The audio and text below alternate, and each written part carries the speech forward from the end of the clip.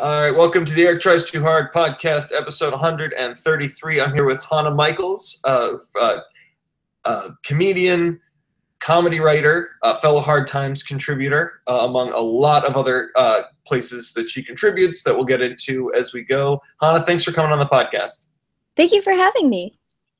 Oh yeah, anytime. Well, not any, but you know what I mean. Oh, I can't come over at 2 a.m.? That's, the time difference, you know. I can't over at 2 a.m. with a bunch of unfinished macrame? Well, that's fine. That's fine. That has nothing to do with this. That's just the weekend. We can definitely finish that macrame. Cool. And if you want to babysit anytime, that's also very much appreciated. Yep, I'm wonderful with children and definitely not awkward and afraid of them. That's good. Mine's almost 2, and so she's terrifying to everyone anyway, so it's fine.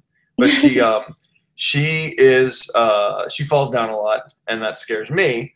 But you know, whatever. Anyway, it's not about me. It's not about me. As much as sometimes I try to make it, it's not about me. So I wanted to get to know you a little bit, and I met you in the Hard Times Writers group, and you're extremely funny. Oh, thank you. No, absolutely. Thank you. Like whose voice, mine or yours? No, mine did it. It did like a thank you, like a wow. That was. No, that's fine. You're like, I think like any good artist, you don't feel perfectly comfortable accepting a compliment about your art because it's all you get told to go fuck yourself. I imagine everyone does for like years. So by the time somebody goes, "You're actually good at this," you're like, "What do you want?" Yeah. What do you want from me? Like, what's the angle here? Yeah. So, tell me, how did you? We'll get into Hard Times and everything, but when did you start? How long have you been doing comedy writing? How long have you been doing that? I did stand up once at a middle school talent show without knowing what it was, but really. What were your bits? I'm sorry, what was the material? Oh God, I don't remember, but I know there were props, which is not a good sign. That's awesome. Yeah. Hey, I did a rap at my middle school talent show, so yeah, I didn't even know what it was either. I just thought I invented it. Sorry, go on. Yeah, if I'm honest, it's been about like 5 years, maybe.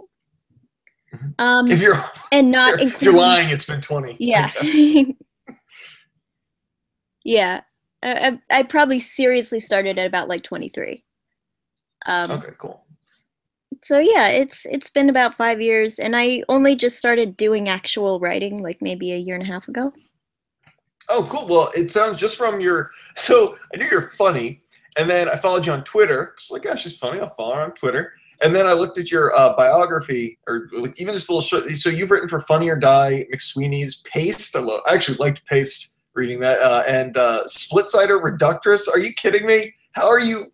Like, I mean, you're funny. That makes perfect sense. But in a year, is that all been in just the last year and a half? Yeah, pretty much. Nice. I can't get anything into Reductress anymore, by the way. I try every week. They won't. Yeah. They have such a specific voice. But yeah, I got one sketch in through Funny or Die, nice. And who knows if I'll ever get another one. But the fact that someone like filmed something I wrote was really amazing. Yeah. That felt so cool, and the actors they got were so fucking good. Can I say fuck, by the way? Because I'm gonna say whatever you want. Yeah, okay, good. You're just gonna do it. What was the sketch about? It's called How to Deliver a Baby at Work, and it's about like maternity leave laws and how we don't have guaranteed paid maternity leave in the U.S. Yeah. I have a baby at work. Yeah, that's funny. I gotta see. I saw the link. I want to watch that. So I mean, I'm a good podcast host. I totally watched it. I thought it was.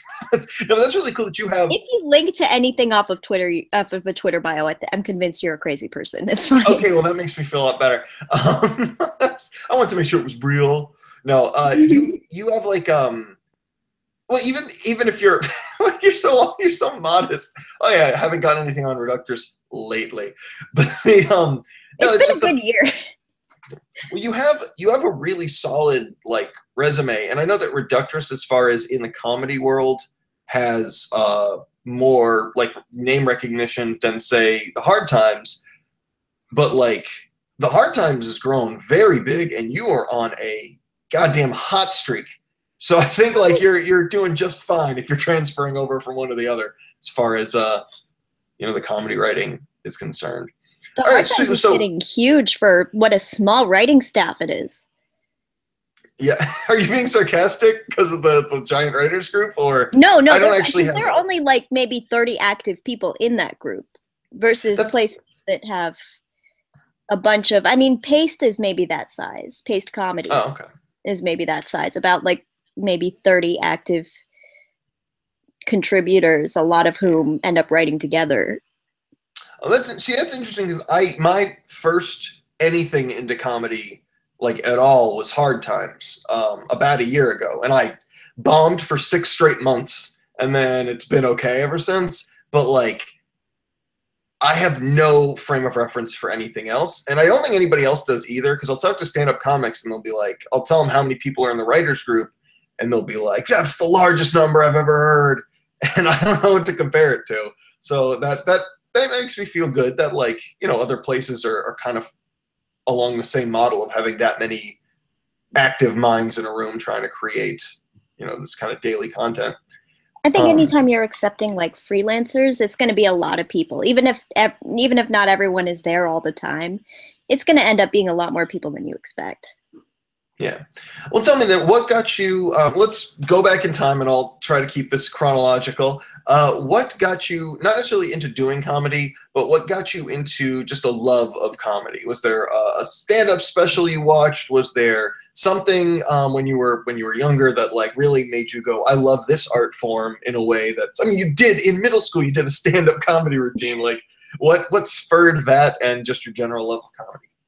Um, my parents bought this Anthology of American Comedy CD when I was a kid, and they meant to give it to some kid in my class, but he already had it, so they gave it to me.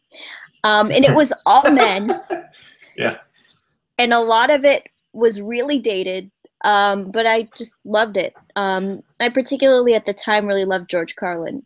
Um, and then what made me think I could actually do this was Maria Bamford Yeah. and And Kristen when Shaw a when little bit too. when did you first get exposed to Maria Bamford? The Comedians of Comedy tour. It was yes. Oh, that's awesome. Did you see it, or was it the documentary? I managed to find little bits of it on YouTube, and eventually I Yeah. found enough little bits that I had seen the whole thing. Oh, that's awesome. Yeah, I remember she was. God, I think it was just like little. I wouldn't even remember which show. I remember seeing little like just stand up bits of hers. Maybe it was a premium blend. I don't know if that was the right time period. Whatever it was, and just being like, oh, she's so unique, and like this is a whole other take on comedy. And that like pterodactyl screech thing she used to close with was so fucking funny. And when I saw that, yeah, that when I saw that documentary, that was so cool. And it almost like made me. I mean, I now understand her as a person based on the art that she's put out, but like seeing her, like that moment where she's on the phone, like leaving a voicemail for her like fans or whatever that thing was, where you call in and she just like leave stuff that was funny or interesting. And she just seemed so like, I was like, oh, that's not a character.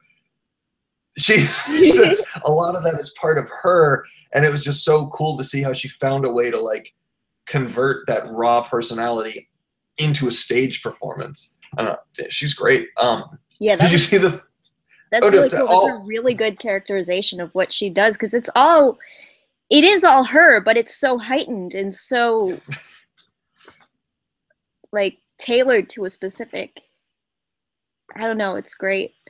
and it's actually funny. That's the other, that's the other part of it where it's like, there's so much like interesting alt comedy. But then at the end of the day, a lot of it's more like, oh, that's interesting and clever, but I'm not Yeah. laughing out loud. And then with hers, it's just like I'm on the floor. Well, that's all. Okay, so that was around when you just started really like kind of falling in love with comedy, and maybe you want to do not falling in love with comedy, but made you want to pursue it. So how long after you saw that, and Kristen, it's really funny too, did you like go out and do a mic? Was there a long time period? Was there some like a process you had to kind of go through internally, or did you just jump right on stage? What happened was I broke up with a guy who, like, I had kind of done it a little bit in high school, so I kind of talked about it. And I broke up with a guy who said you can keep it as a hobby, but you're just not relatable. And that was when I decided, fuck it, I'm gonna do this. And he's right. Not relatable. I'm sorry, go on. He's 100% correct. But I don't know. I started going to mics at this. I went to Syracuse University. Not a good place for someone like me. Okay. I would do these. I would do these shows, and they were bad jokes because I was just starting out. Like, I would do these bad, creepy, unrelatable jokes to a bunch of like frat boys, and it eventually became a fuck you. Like, I eventually got just weirder and weirder as a fuck you to these frat boys. Yeah. And then there was this shock when I moved back to LA. This is actually where I'm from. And I'm actually in my parents' house right now, which is why the clutter, I'm moving out again. For the last time. Yeah. But yeah, when I got back here, there was like no one to hate, and it was really shocking because I was scared. Yeah. I actually wanted them to like me, and I didn't have that before. Yeah. And so how did you, well, first off, do you remember, are there any of those particularly like intentionally weird jokes or unrelatable jokes that you have in your head that you still remember?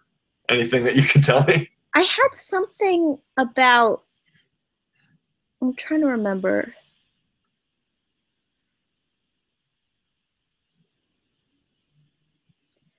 I don't remember much. I remember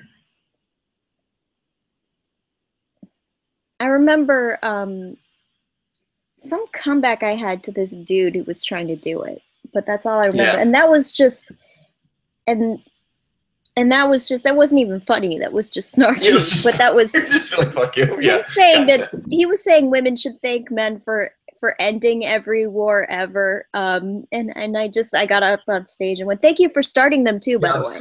Yeah, I was to say, like, wait, nice logic.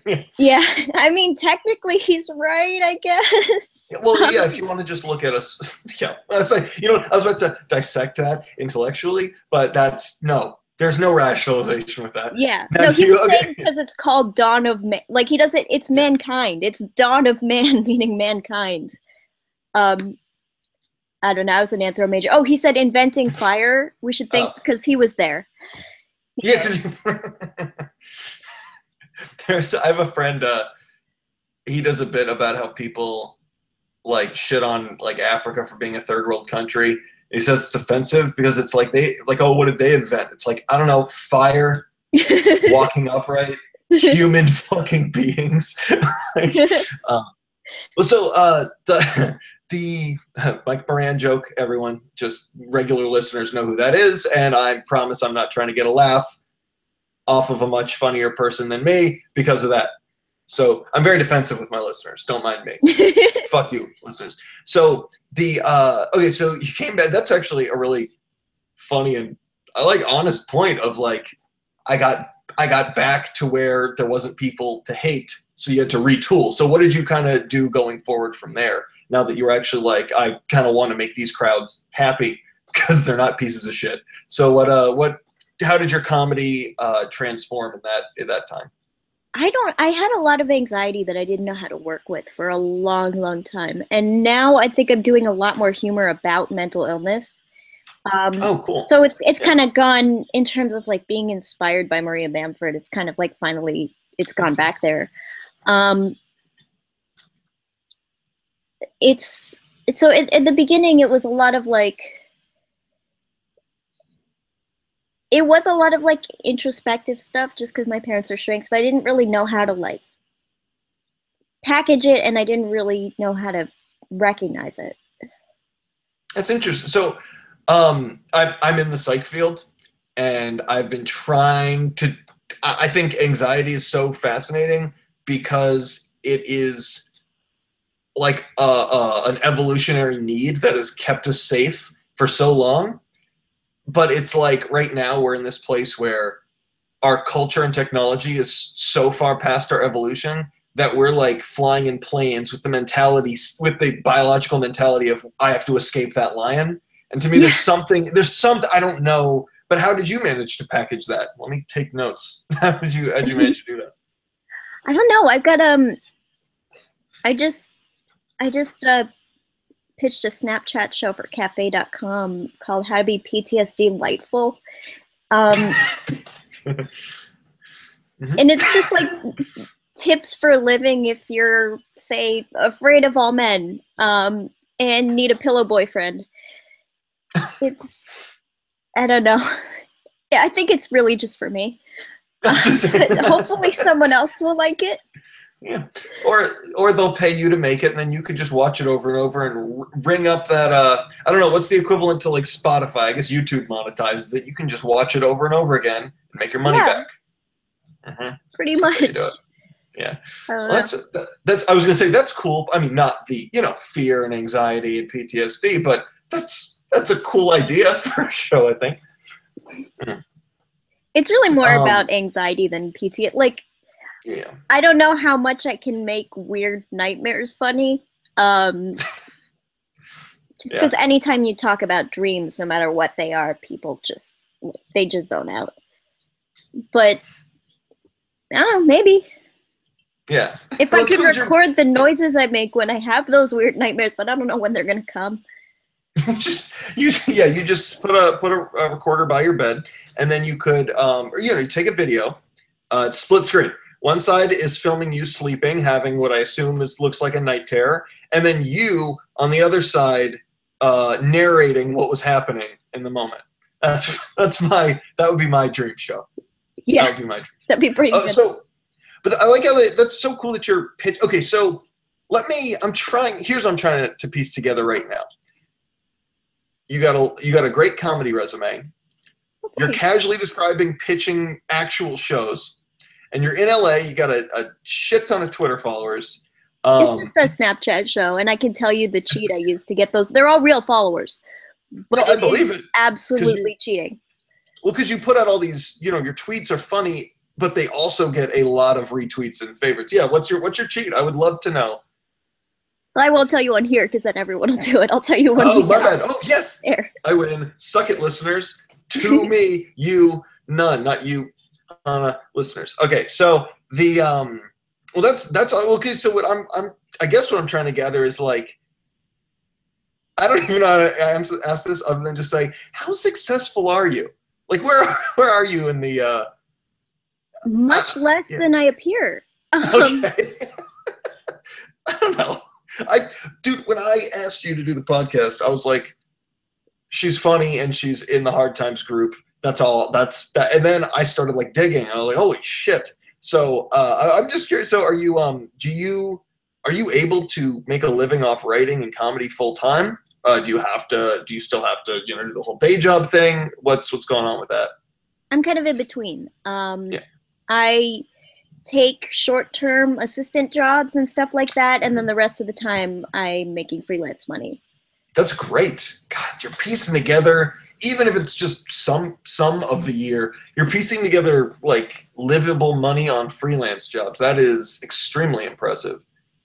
Man, nice. I think you're actually getting to do. I gotta say, I freak out because I love comedy writing, just the creative process and everything. And the fact you're doing that is so inspiring. That's really cool. Oh, thanks. Don't mind me. I'm just talking to myself. I mean, I did. I took a local before the election. I really regret this and not phone banking for Hillary or something. But I took a local ballot initiative job for like a week and did a lot of overtime. And it's just like, if I do little things like that once in a while, then I don't know. I have a friend who lives entirely off that stuff. Actually, I have a couple friends who live entirely off that stuff, and it's hard. Yeah. I mean, it's not I don't think it's as hard as far as like piecing it together, but like I have friends who make a living off stand-up. They're not rich, but like that's just all they have to do. Yeah.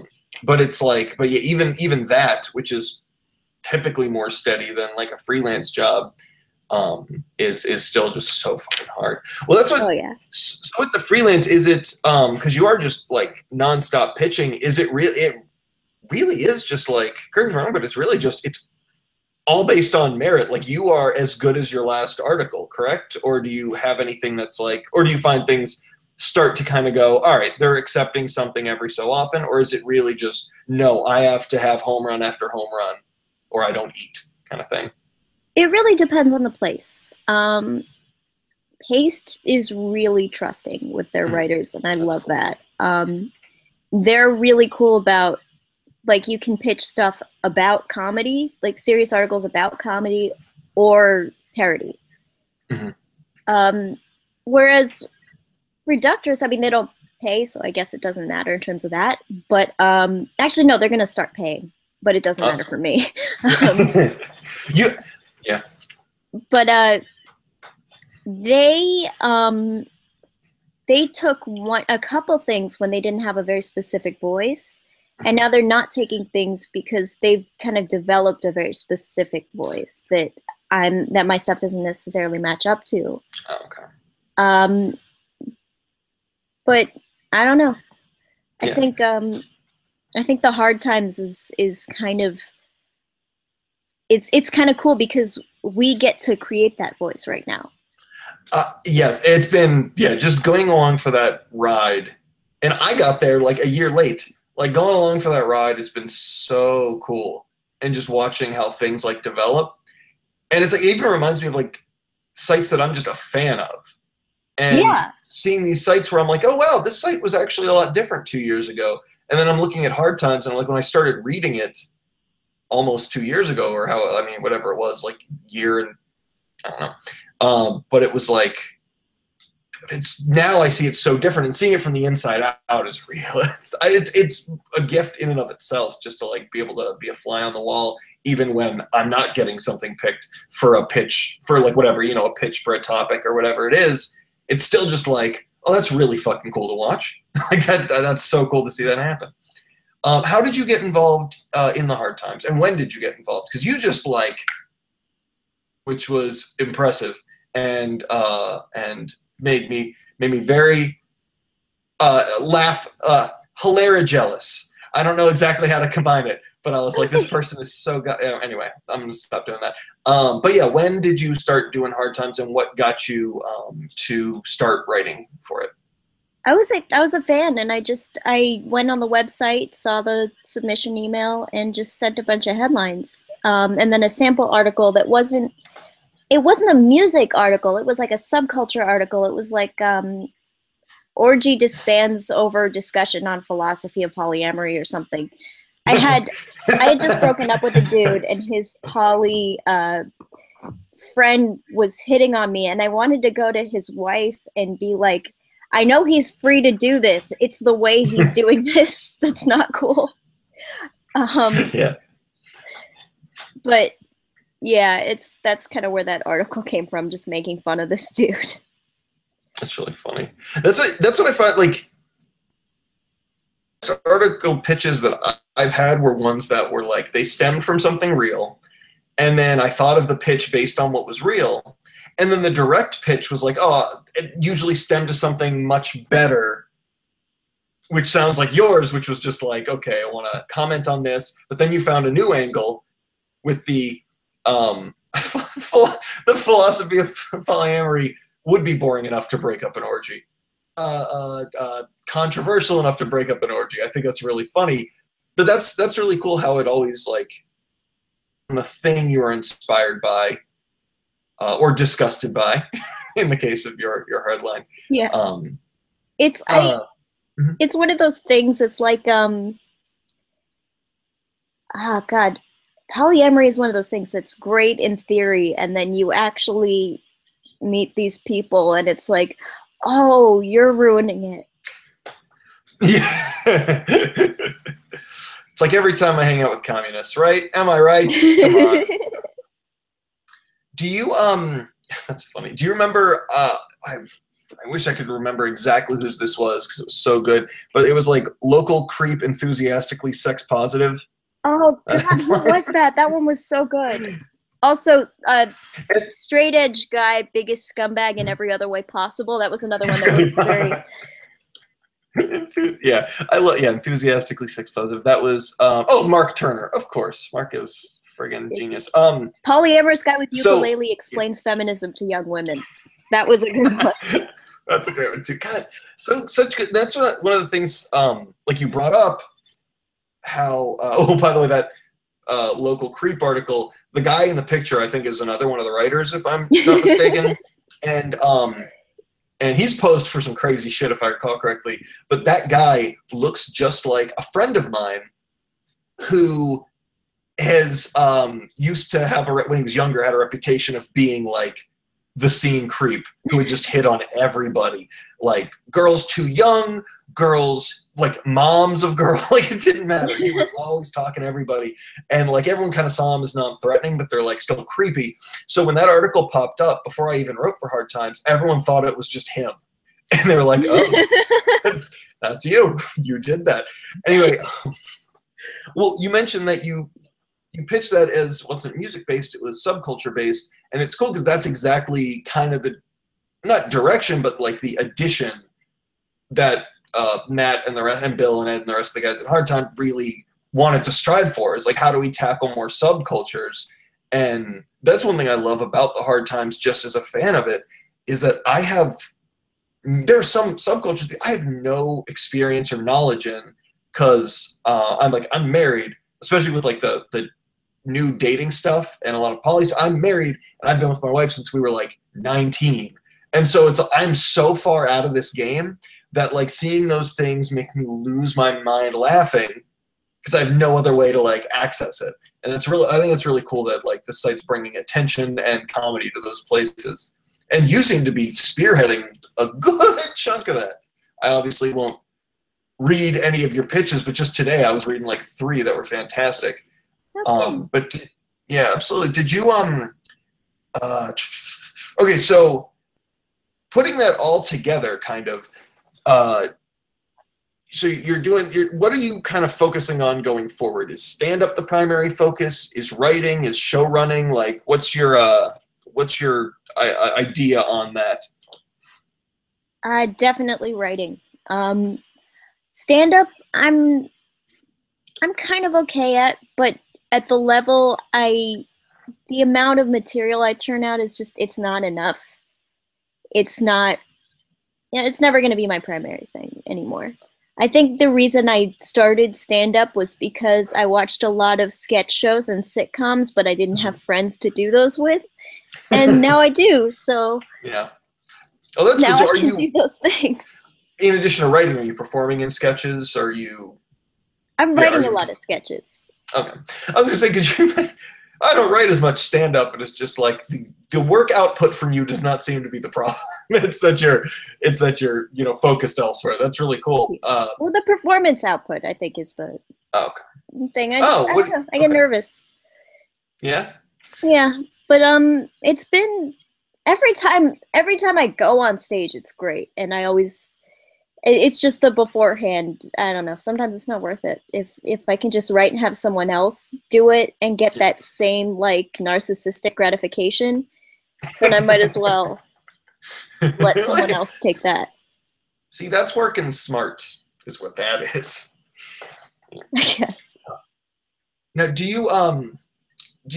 so have you found that like with any of these anxieties that doing comedy has alleviated them, made things better? Or do you find yourself, I have a lot of comic friends who find themselves like having to tap into that to the point where they get more depressed?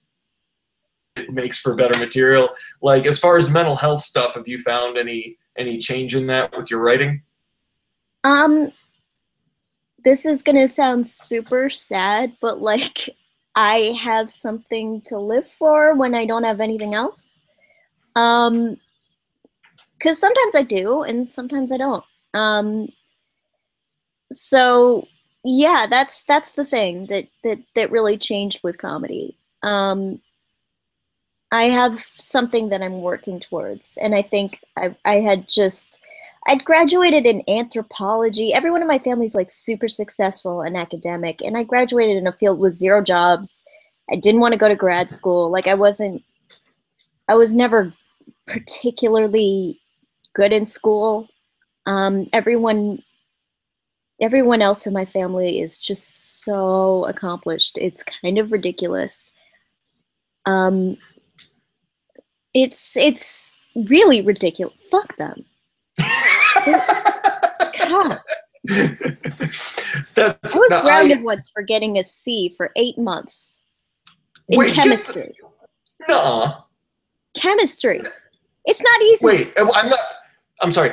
Just so you know, the thing I'm shocked about is not chemistry. It's the 8 months. But I like how or grounding period for getting a C. Because I mean that's come on. But that's like I like how you're still like perfectionistic about it. I could have done better. It's chemistry. Come on, chemistry. Well, I'm sorry to hear that. That sounds like you lived under authoritarian rule. Well, they just didn't know. They weren't kids, and they didn't understand who were like this. And they didn't understand kids who had other priorities whatsoever. Yeah. Do you have siblings? I have a brother. He is a crowdsourced human. Aren't we all? Yeah. What do you mean by that? I mean, he is everything that they could have possibly wanted, and everything that every popular kid in his school could have possibly wanted, and everything. I don't think it's not genuine. When I say crowdsourced human, I don't think it's not genuine at all. I think he's a genuine person. Yeah. But I also think that he just happens to be what everyone wants. I gotcha. And right now he's working for Google, and nice. He travels to something like 5 countries a month, and it's crazy. Wow. How older or younger? Younger. He's 24. Okay. Hey, so sounds like he's what, 4 years younger than you? Yeah.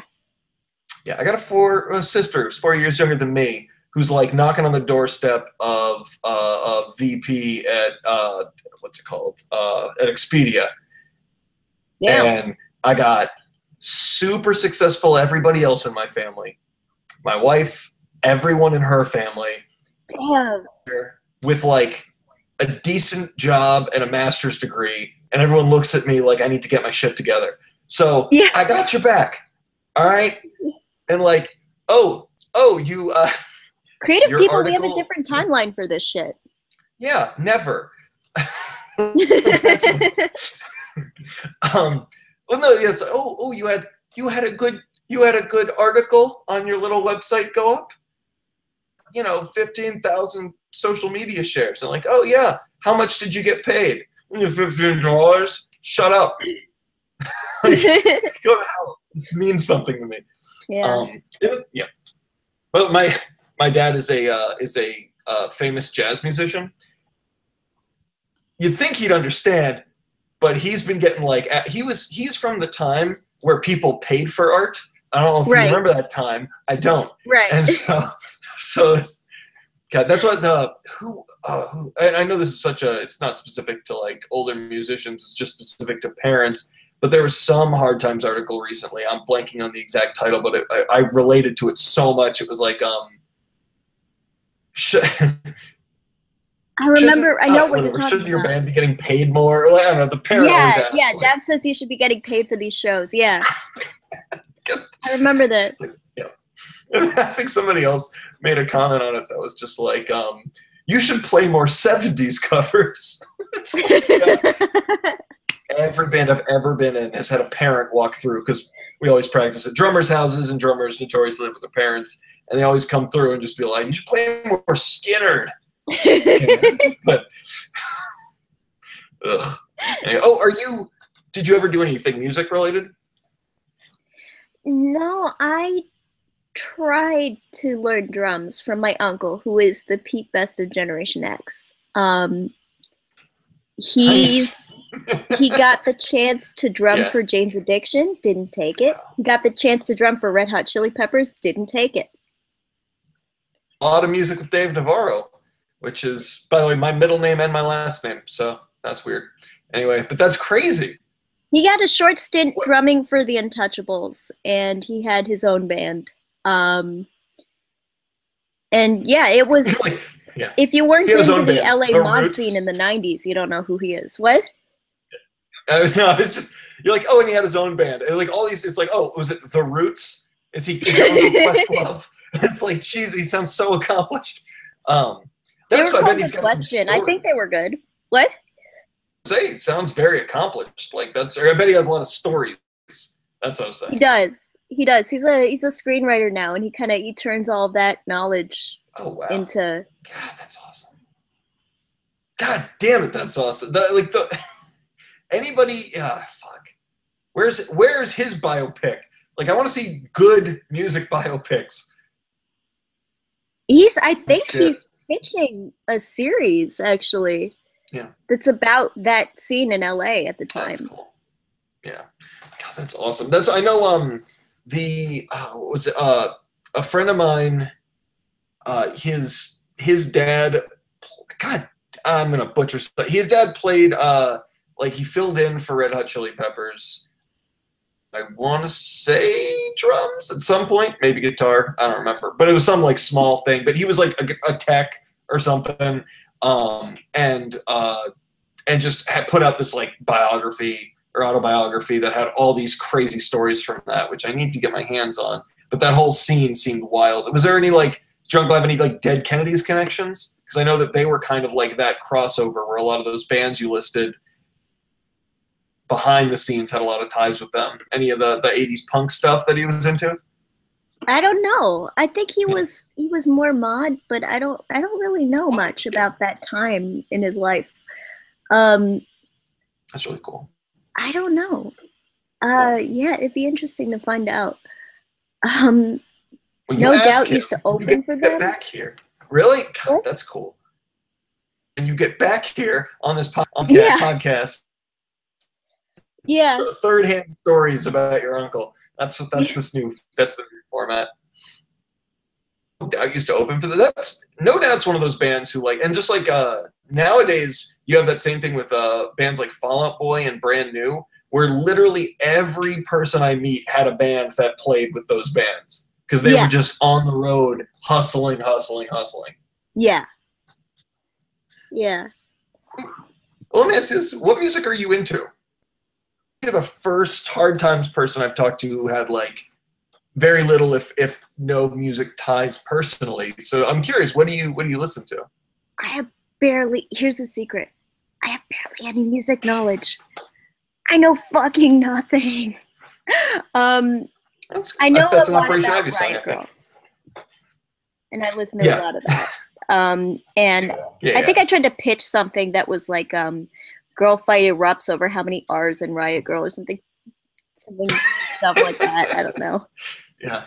By the way, that's one thing I love about Hard Times pitches is like, okay, there are bad Hard Times pitches, but in my mind, there are no bad Hard Times pitches. Any joke about like all that culture and topic and music, to me, it's like, great. No one ever makes those jokes. It's like they're all funny as far as I'm concerned. I had something. I know. Me and I was talking. I think it was on a podcast with Bill from Hard Times, Bill Conway.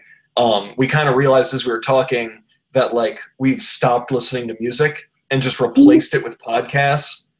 It's just all podcasts all the time now. Are you into podcasts? Do you have a podcast? I didn't check your Twitter bio for that. I used to, and I'm gonna start it up again eventually when I get my life together. I'm gonna start it up again. It's called Free Therapy. It's me and my dad.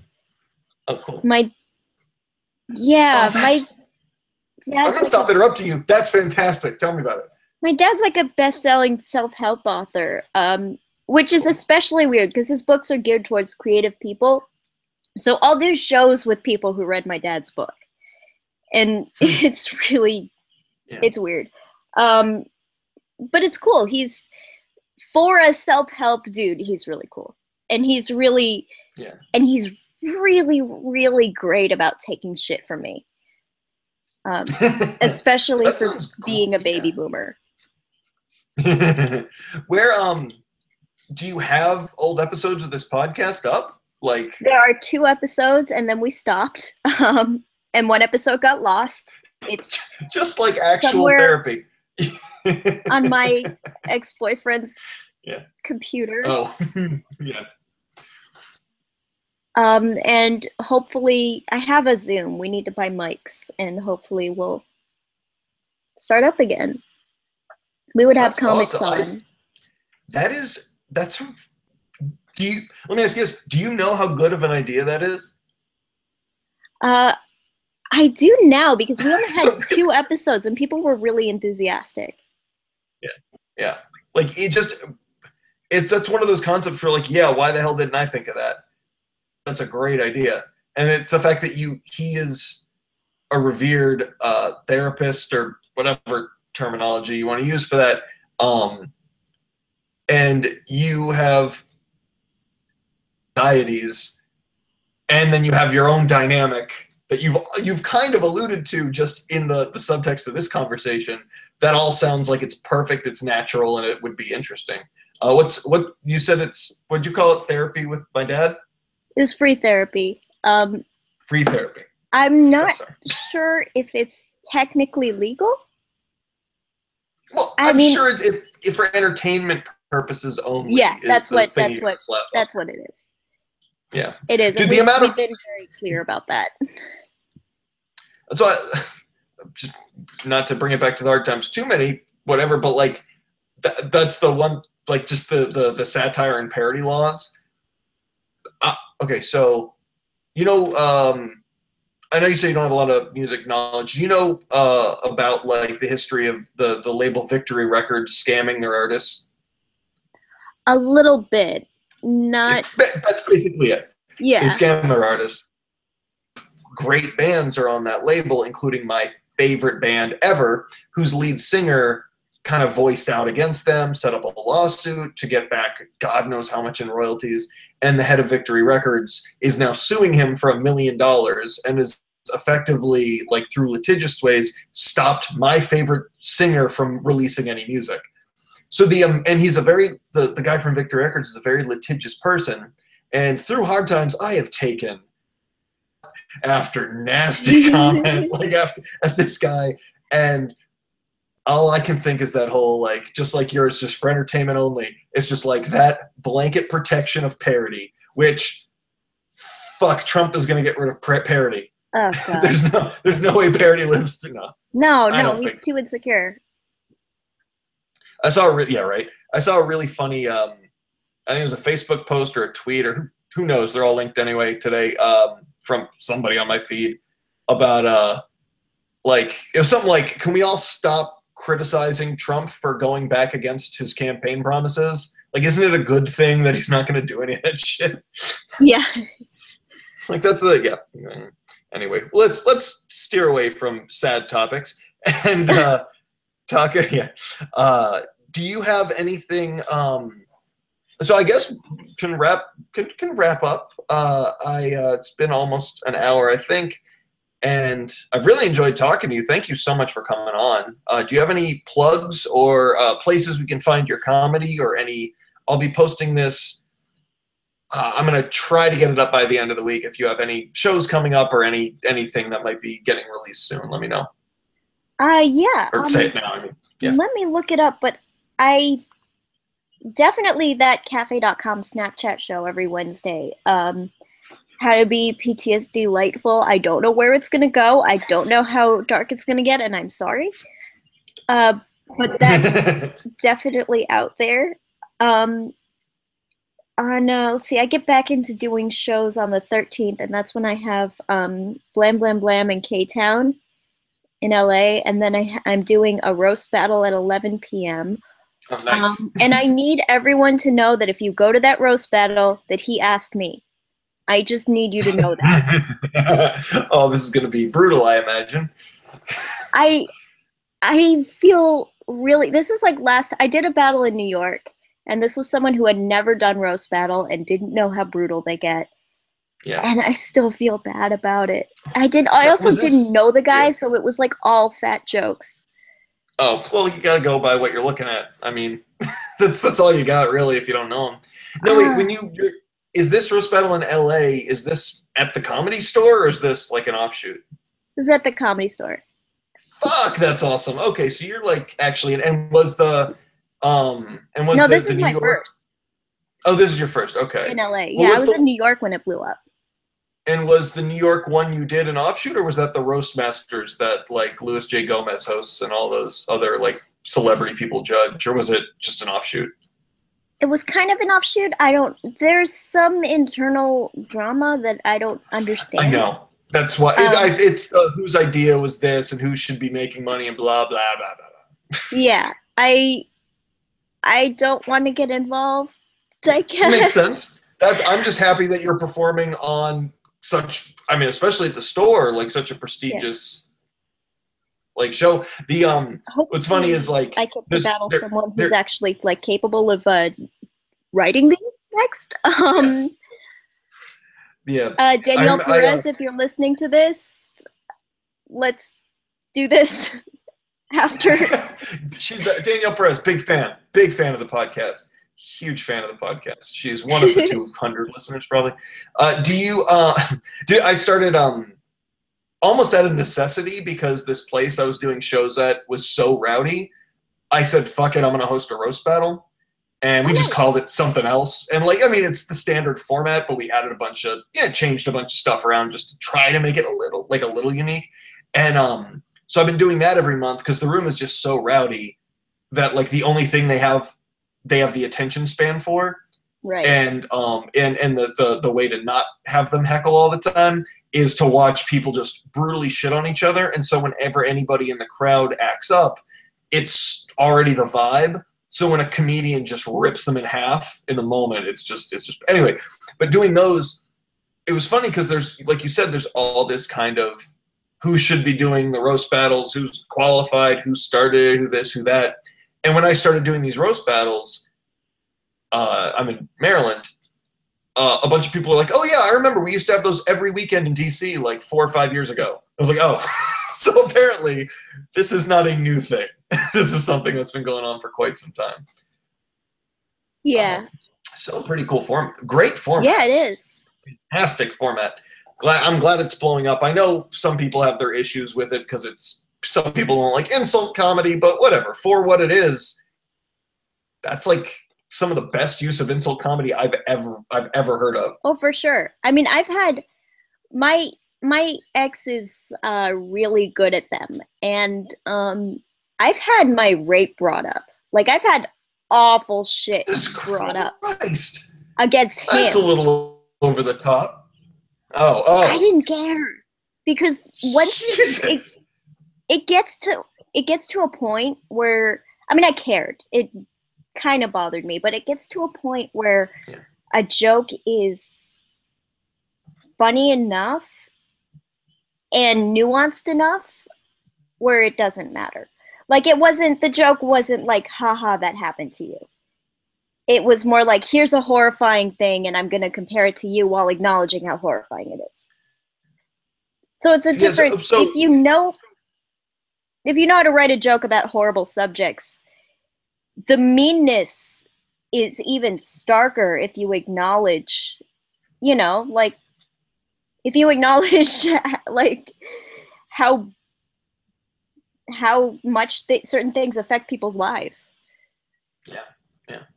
I like that, by the way, just real quick in there, a beautiful use of context and humor as far as comedy.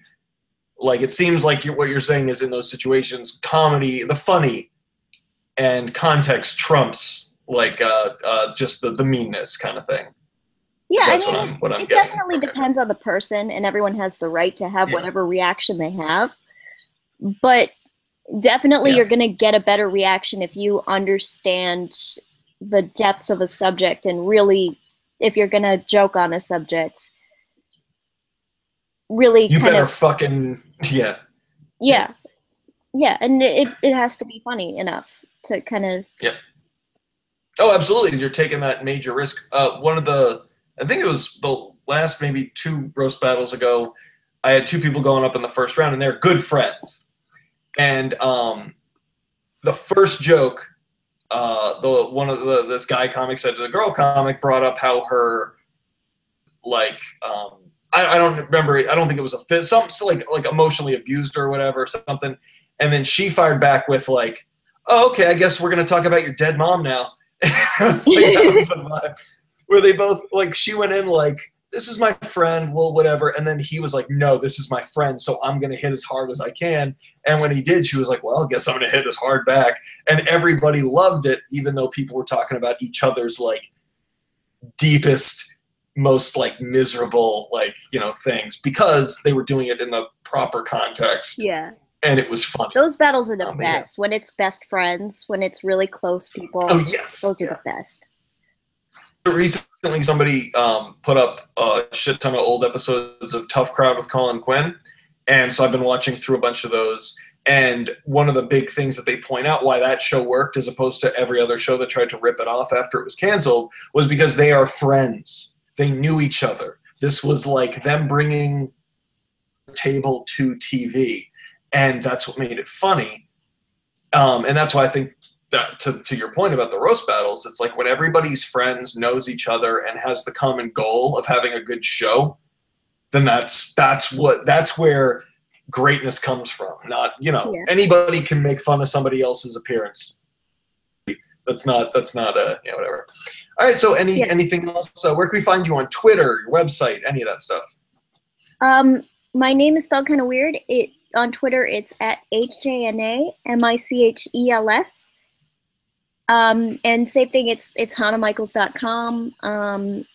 On Facebook, if you're a dude who has a serial killer in his avatar, or your dick, or your dick. Something, I'm probably not going to add you back. But you can follow me on Twitter with as many dicks as you want, because I don't have to see that. Yeah, there you go. Well, you heard it here first. If you want to follow Hana Michels on Twitter, at Hana Michels. All the dicks in your avatar that you can fit, and your bio, I imagine, too. That's fine. But Facebook, clean up your profile picture. The other 5 pictures in your top 6 can be dicks, but that Facebook profile picture needs to be, wearing a suit probably, if you want. Yeah. Yeah, something, a hat. I don't know. It's late. I don't know what to tell you. You're very funny. Thank you very much for coming on. I'm glad you were able to come on and do this. And if you're interested at all, I sometimes do these with like a bunch of comics, just as like kind of hang, and I'll gladly invite you to any of those that you want. Yeah. Thank you again.